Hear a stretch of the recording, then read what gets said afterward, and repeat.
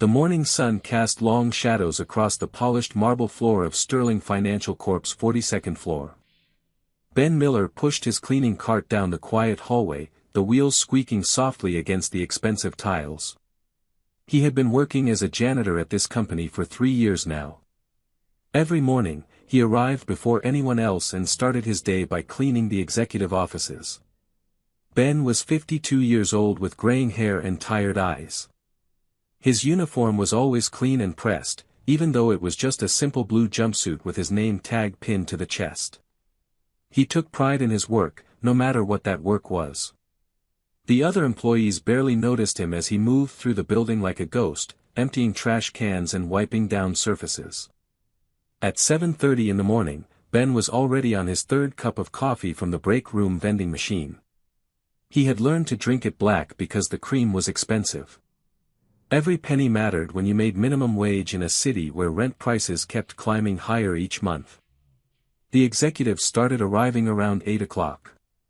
Ben watched them from the corners of his eyes as he worked. They wore expensive suits and carried leather briefcases. Their shoes cost more than Ben made in 2 weeks. They talked loudly on their phones about deals worth millions of dollars, speaking a language of numbers and percentages that most people would never understand. Sam Rodriguez was always the last executive to arrive, and he made sure everyone knew when he got there. The CEO of Sterling Financial Corp was 38 years old and worth more money than most people could count. His black hair was always perfectly styled, and his suits were custom-made in Italy. Sam drove a different expensive car to work each week, and he never walked anywhere without at least 2 assistants following behind him. Ben had been cleaning Sam's office every morning for 3 years, but Sam had never spoken a single word to him. To Sam, Ben was invisible. He was just part of the building, like the furniture or the air conditioning system. Sam would walk right past Ben without even looking in his direction. This morning was different, though. Today was the quarterly board meeting, and Sam was more demanding than usual.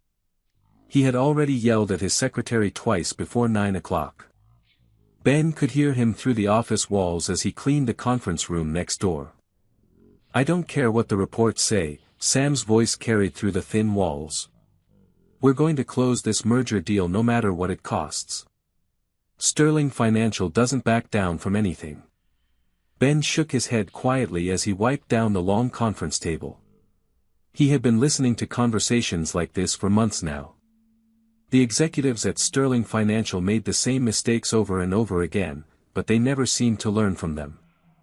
They were so focused on making quick profits that they ignored the warning signs that were obvious to anyone who understood basic economics. The conference room was enormous, with floor-to-ceiling windows that looked out over the city. A massive table made of dark wood sat in the center, surrounded by 20 leather chairs. Each chair probably cost more than Ben's monthly salary.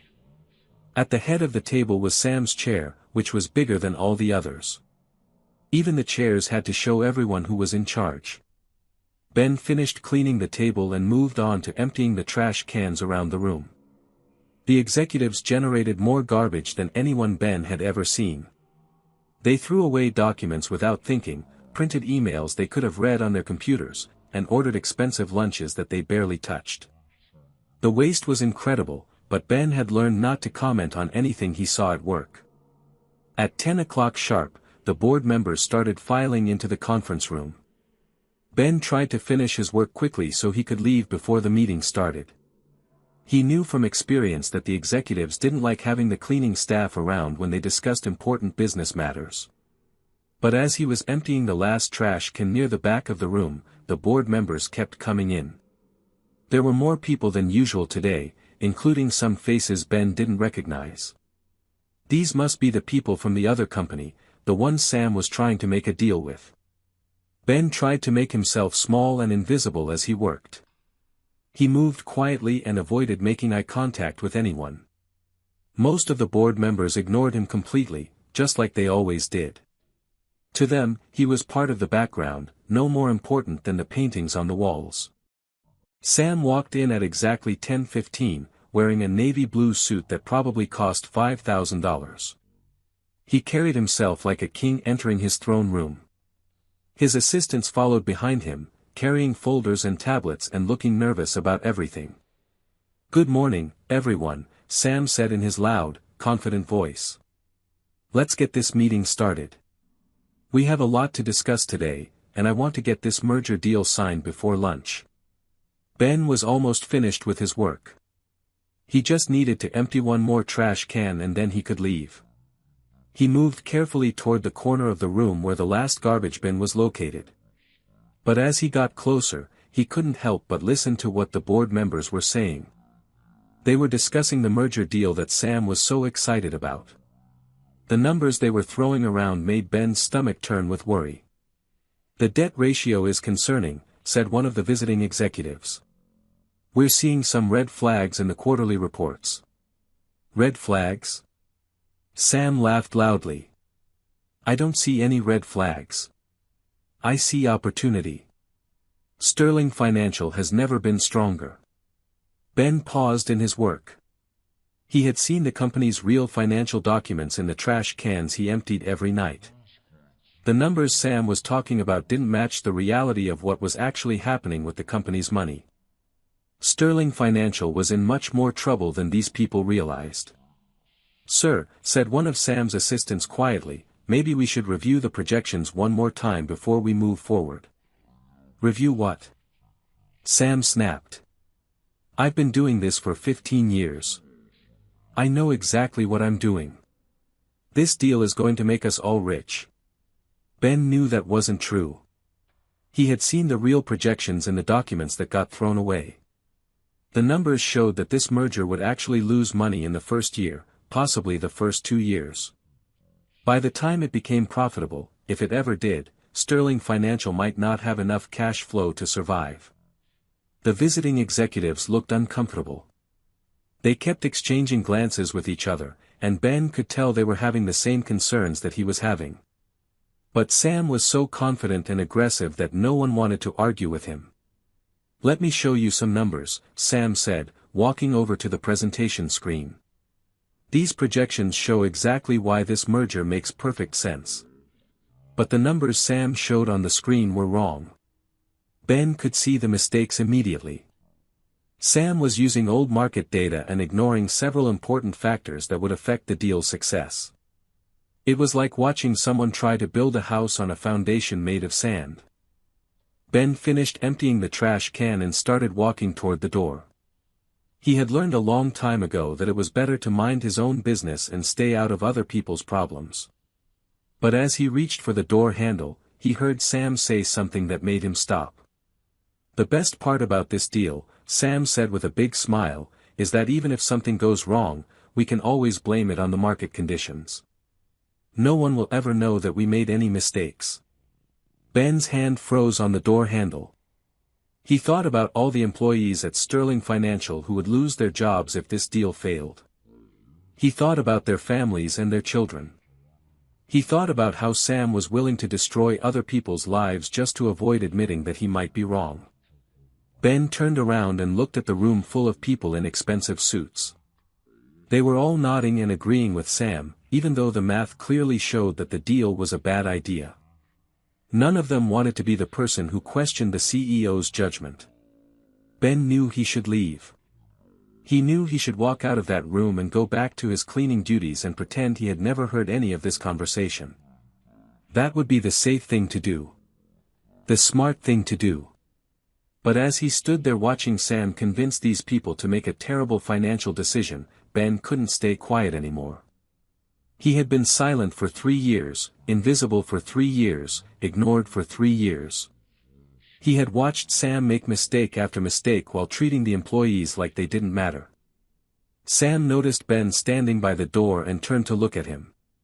For the first time in 3 years, the CEO of Sterling Financial Corp was actually looking directly at Ben Miller. "What are you still doing here?" Sam asked with annoyance in his voice. "Don't you have floors to mop or something?" The room got very quiet. All the board members turned to look at Ben. Some of them seemed embarrassed that Sam was being so rude to an employee. Others just looked annoyed that their important meeting was being interrupted by the janitor. Ben felt his face get hot with embarrassment. He knew he should apologize and leave the room quickly. That's what everyone expected him to do. That's what he had always done before. But instead, Ben heard himself say, "I'm sorry, sir. I couldn't help but overhear your discussion about the merger." Sam's eyes got wide with surprise. He clearly hadn't expected the janitor to speak up. The other executives looked shocked too. In their world, people like Ben didn't have opinions about business matters. "Excuse me?" Sam said, his voice getting louder. "Did you just say you were listening to our private business meeting?" "I was just finishing my cleaning duties," Ben said quietly. "But I heard some of the numbers you mentioned, and I was wondering if you had considered the long-term market trends." The room exploded with laughter. Sam laughed the loudest of all. He laughed so hard that tears came to his eyes. The other executives joined in, shaking their heads at the ridiculous situation. "Did everyone hear that?" Sam said between laughs. "The janitor wants to give us financial advice." "Tell me, Ben," Sam read the name from Ben's name tag, "did you go to Harvard Business School? Do you have an MBA? Or did you learn everything you know about finance from watching the news while you emptied our trash cans?" The laughter got even louder. Ben felt his face burning with shame and anger. He had never felt so small and worthless in his entire life. These people were making fun of him like he was some kind of joke, like his thoughts and opinions meant nothing at all. "You know what, Ben?" Sam continued, his voice dripping with sarcasm. "Why don't you explain to all of us highly educated business professionals exactly what's wrong with our merger deal? Please, enlighten us with your wisdom." The room fell silent except for a few people still chuckling under their breath. Everyone was staring at Ben, waiting to see what he would do next. This was Sam's way of humiliating him completely, of putting him back in his place and making sure he never spoke up again. Ben looked around the room at all the faces staring at him. He saw the expensive suits and the fancy watches and the leather shoes. He saw the smirks and the raised eyebrows and the looks of amusement. These people thought they were better than him. They thought his life and his opinions didn't matter because he cleaned toilets for a living. And in that moment, standing there in front of all those powerful people who were laughing at him, Ben Miller made a decision that would change everything. Ben stood frozen in the conference room, feeling every pair of eyes burning into him. The silence stretched on forever, and he could hear his own heartbeat pounding in his ears. Sam's mocking smile grew wider as he waited for Ben to either apologize and run away or embarrass himself even further. But something deep inside Ben had finally snapped. For 3 years, he had watched these people make terrible decisions while pretending they were geniuses. For 3 years, he had bitten his tongue while they wasted money and destroyed lives. For 3 years, he had been treated like he was invisible, like his thoughts and feelings didn't matter at all. Ben took a deep breath and looked directly at Sam Rodriguez. When he spoke, his voice was quiet but steady. "Actually, sir," Ben said, "I do know about finance." The room became so quiet that you could hear the air conditioning humming in the walls. Sam's smile disappeared completely. The other executives stopped laughing and started staring at Ben with confusion and disbelief. "What did you just say?" Sam asked, his voice much less confident than it had been a moment before. Ben walked slowly toward the conference table. His hands were shaking slightly, but his voice remained calm and clear. "I said I do know about finance. And if you really want to know what's wrong with your merger deal, I can tell you." One of the visiting executives leaned forward in his chair. "This is ridiculous. Sam, why are we listening to this?" But Sam held up his hand to stop the man from talking. Something in Ben's voice had caught his attention. For the first time, Sam was actually listening to what the janitor had to say. "Go ahead," Sam said slowly. "Tell us what you think is wrong with our deal." Ben moved closer to the presentation screen where Sam had been showing his financial projections. He pointed to the numbers displayed there. "Your debt-to-equity ratio calculations are wrong," Ben said simply. "You're using data from the third quarter of last year, but the market conditions have changed significantly since then. The interest rates alone have shifted by almost 2%, which completely changes your projected returns. The room was dead silent. Every person in that room had an advanced degree in business or economics, and they all understood exactly what Ben had just said. More importantly, they all realized that Ben was absolutely correct. Sam's face had turned pale. "How do you know about our debt-to-equity ratios?" "Because I've been emptying your trash cans for 3 years," Ben replied. "I've seen every financial document that gets thrown away in this building. I've read every report that you don't think is important enough to keep. And I've been watching this company make the same mistakes over and over again." One of the board members, an older woman named Mrs. Chen, spoke up. "Even if what you're saying is true, how would you know enough to understand those documents?" Ben turned to look at her. "Because 15 years ago, I was sitting in chairs just like the ones you're sitting in now. I was a senior financial analyst at Morrison & Associates. I specialized in corporate mergers and acquisitions." The silence in the room became even deeper. Sam stared at Ben like he was seeing a ghost. The other executives looked back and forth between Ben and Sam, trying to understand what was happening. "That's impossible," Sam said quietly. "You're a janitor." "Now I'm a janitor," Ben corrected him. "But I wasn't always. I had an office on the 35th floor of a building just like this one. I wore suits like yours and drove expensive cars and made more money in a year than most people see in a lifetime." Ben walked over to the whiteboard at the front of the room and picked up a marker. Without asking permission, he started writing numbers and formulas on the board. "Your merger proposal assumes a 12% growth rate in the first year," Ben said as he wrote. "But you're not accounting for the integration costs, which will be at least $15 million. You're also ignoring the fact that the target company has 3 major contracts expiring in the next 18 months, and there's no guarantee they'll be renewed." The visiting executives began whispering among themselves. They pulled out their tablets and started checking Ben's calculations against their own numbers. Their faces grew more worried with each passing minute. Sam stood up from his chair and walked over to the whiteboard. He stared at Ben's numbers, his mouth hanging open slightly. "How do you know about the expiring contracts?" "That information is confidential. I read it in a document that someone threw in the trash can in the legal department last Tuesday," Ben said calmly. "Along with the environmental impact report that shows potential liability issues worth $30 million. Mrs. Chen gasped. "The environmental report? We haven't seen that yet. Because it's being kept quiet until after the merger is signed," Ben explained. "The target company knows about these issues, but they're hoping Sterling Financial won't find out until it's too late to back out of the deal." Sam's hands were shaking now. He sat down heavily in his chair, all the arrogance and confidence drained from his face. "This can't be right. Our lawyers reviewed everything." "Your lawyers reviewed the documents they were given," Ben said. "But they weren't given all the documents. I know because I've seen the real files in the trash cans from the target company's legal team. They've been in this building for meetings 12 times in the past month, and they throw away their notes every time they leave." Ben turned back to the whiteboard and continued writing. He showed them calculation after calculation, pointing out every flaw in their merger plan. He explained market trends they had missed, regulatory changes they hadn't considered, and financial risks they had completely ignored.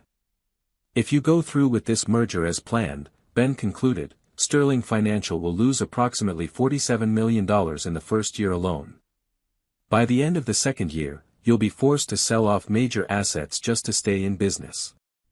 The room was completely silent except for the sound of executives frantically typing on their phones and tablets, trying to verify Ben's information. One by one, they began nodding their heads as they confirmed what he was telling them. One of the visiting executives, a man in his 60s, stood up slowly. "Mr. Rodriguez, I think we need to postpone this meeting. We need time to review these concerns." "Wait," Sam said desperately. "We can work through these issues. We just need to adjust our projections. The issues are too big to adjust, Ben said quietly. This isn't a matter of changing a few numbers. The fundamental structure of this deal is flawed. The target company is trying to sell you their problems, not their assets. Mrs. Chen looked at Ben with new respect in her eyes. What would you recommend we do instead? Ben was quiet for a long moment. He looked around the room at all the powerful people who were now listening to him like he was the most important person in the building. Walk away, he said simply. Find a different target company. There are 3 smaller firms in the same market segment that would be much better investments. They have stronger fundamentals, cleaner balance sheets, and no hidden environmental liabilities. How do you know about other potential targets? Sam asked. Because I've been reading every industry report that gets thrown away in this building for 3 years, Ben explained. I know more about your competitors' financial situations than most of your own board members do. The visiting executives were already packing up their papers and preparing to leave. It was clear that the merger deal was dead. Sam watched them go with a look of complete shock on his face. After the visitors had left, only the Sterling Financial Board members remained in the room with Ben and Sam. The atmosphere was tense and uncomfortable.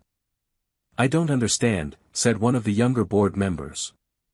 If you know so much about finance, why are you working as a janitor? Ben set down the marker and turned to face the group. For the first time since he had started talking, his confident expression cracked slightly.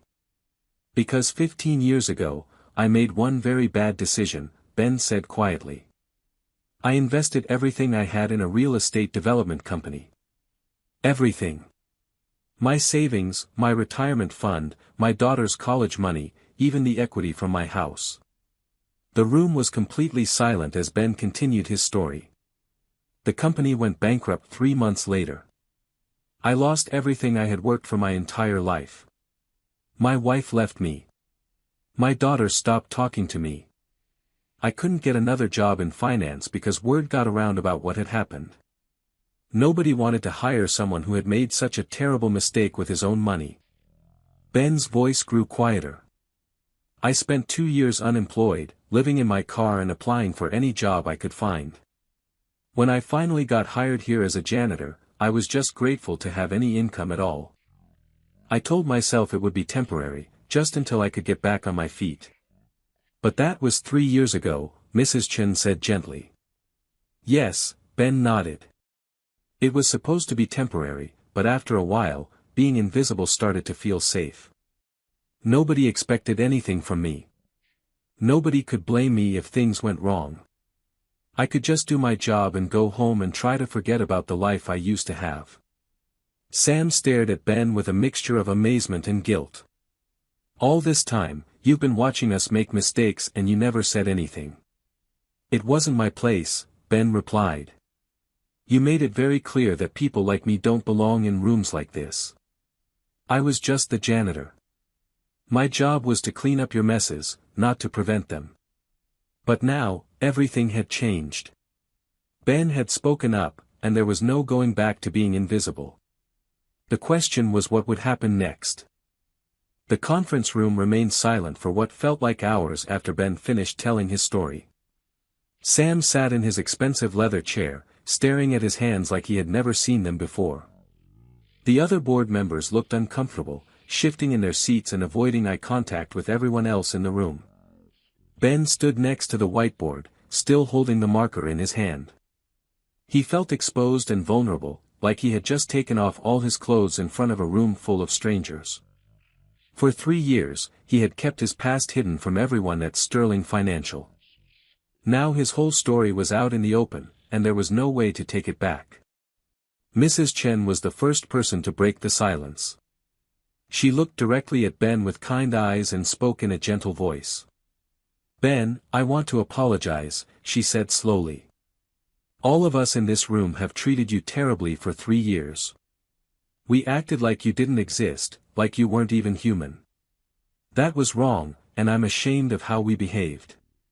Some of the other board members nodded their agreement, but Sam just continued staring at his hands. His face had turned red with embarrassment and shame. "You don't need to apologize," Ben said quietly. "I never told anyone about my background. You had no way of knowing." "That doesn't matter," Mrs. Chen replied firmly. "We should have treated you with respect regardless of your job title or your education. Every person deserves basic human dignity, and we failed to give you that." Ben felt tears starting to form in his eyes, but he blinked them away quickly. He wasn't used to people talking about him like he mattered, like his feelings were important. Sam finally looked up from his hands. When he spoke, his voice was barely above a whisper. "Ben, I need to ask you something, and I want you to be completely honest with me." "Okay," Ben replied. "How many times have you watched me make mistakes that could have been prevented if I had just listened to other people's opinions?" Ben was quiet for a long moment.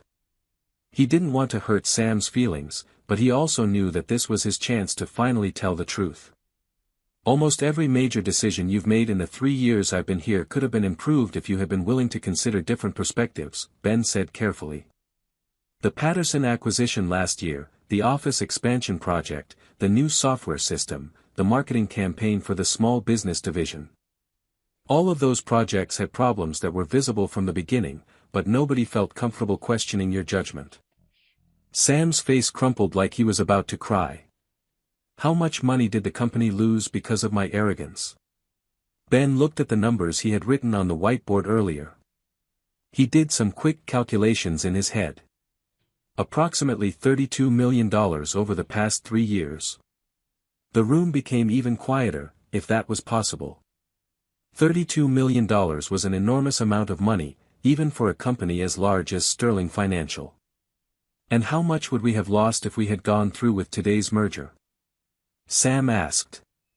"Based on my analysis, probably around $60 million over 2 years, Ben answered honestly. Sam put his head in his hands.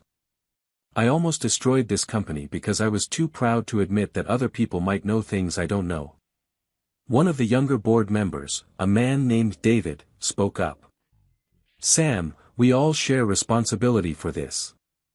None of us ever challenged your decisions either. We were all too worried about our own jobs to speak up when we saw problems. But I created an environment where people were afraid to disagree with me," Sam said sadly. "I made it clear that I didn't want to hear opinions that were different from mine. I turned this company into a place where only my voice mattered." Ben watched Sam struggle with these realizations and felt an unexpected wave of sympathy for the man who had humiliated him just an hour earlier. Sam was learning some very difficult truths about himself, and it was clearly painful. "Sam," Ben said gently, "everyone makes mistakes. The important thing is what you do after you realize you've made them." Sam looked up at Ben with surprise. "After everything I've done to you, you're still trying to make me feel better?" "Holding on to anger doesn't help anyone," Ben replied. "Besides, I've made plenty of mistakes too. The difference is that I let one big mistake destroy my confidence completely. You still have the chance to learn from your mistakes and become a better leader." Mrs. Chen smiled at Ben. "You're a very wise man, Ben Miller." "I don't know about wise," Ben said with a small smile. "But I've had a lot of time to think about life while I was mopping floors and emptying trash cans." Sam stood up from his chair and walked over to where Ben was standing. He looked directly into Ben's eyes, and when he spoke, his voice was full of emotion. "Ben, I want to offer you a position as senior financial advisor here at Sterling Financial. The salary would be $200,000 per year, plus benefits and profit sharing. You would report directly to me, and your job would be to help me make better decisions for this company." Ben was so shocked that he almost dropped the marker he was holding.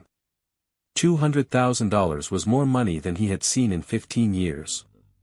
It was enough to get his life back on track, maybe even enough to start rebuilding the relationships he had lost. But Ben didn't answer right away. He thought about what this offer really meant. Sam was asking him to give up the safety of being invisible. He was asking Ben to put himself in a position where he could be blamed if things went wrong. He was asking Ben to trust him after years of being treated badly. I appreciate the offer, Ben said slowly, but I need to know something first. Are you offering me this job because you feel guilty about how you treated me, or because you actually believe I can help the company? Sam thought about the question for a moment before answering. Both, he said honestly. I do feel terrible about how I've treated you, and I want to make up for that. But I also just watched you save this company from making a $60 million mistake. I've seen your analysis skills, and I know how much you understand about finance and business strategy.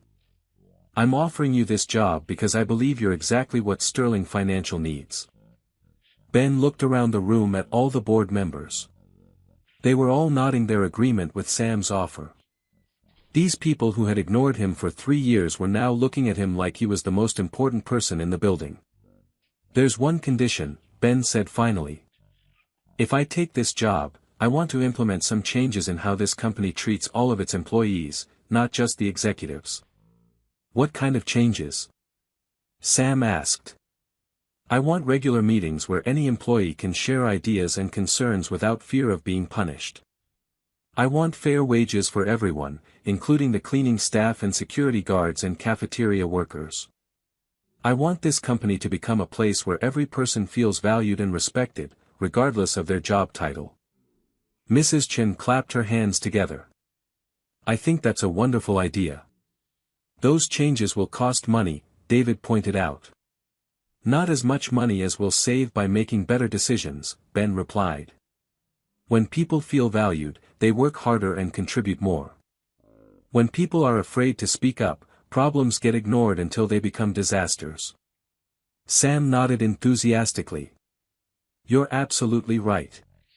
We'll implement all of those changes, starting immediately. Ben set down the marker and extended his hand to Sam. Then I accept your offer. Sam shook Ben's hand firmly, and for the first time in 3 years, he looked at Ben like he was seeing him as an equal human being. There's something else I need to do, Sam said. I need to apologize to you in front of the entire company. What I did to you today was unacceptable, and everyone needs to know that behavior like that will never be tolerated at Sterling Financial again.